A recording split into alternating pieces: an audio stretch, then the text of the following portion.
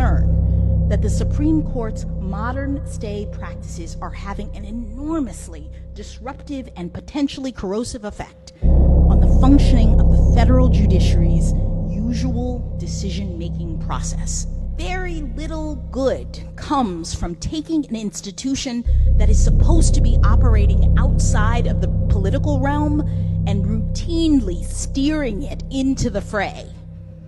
There is value in avoiding having the court continually touching the third rail of every divisive policy issue in American life. But if we are not careful, the emergency docket can and will become an end run around the standard review process, a special avenue that certain privileged litigants can utilize selectively. Is there a reason why he warrants this special treatment? Why can't neighbors A and B finish litigating in the lower courts and then come stand in line like everybody else? My worry is that neighbor A has spotted a strategic advantage. Through the emergency docket, he can get 2 bites at the apple.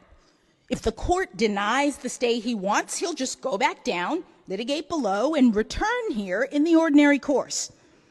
For savvy parties who have the money and the wherewithal, there really is no disincentive to doing that. As one of my colleagues recently suggested in an opinion, while other litigants have to wait in line, some frequent emergency docket filers have the court on speed dial.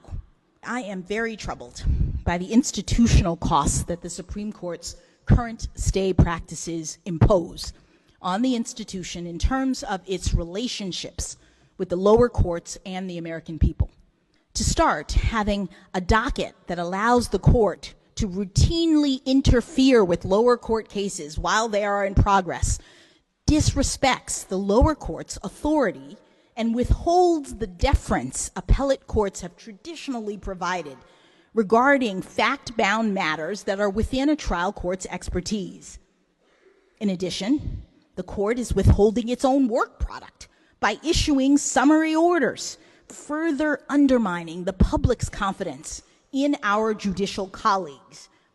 A one-line stay grant that overturns a lower court's contrary conclusion suggests that the judgment call was so easy that no deliberation or explanation is required. Our predecessors called it judicial restraint. We don't hear about that much anymore. I think it's time to bring it back.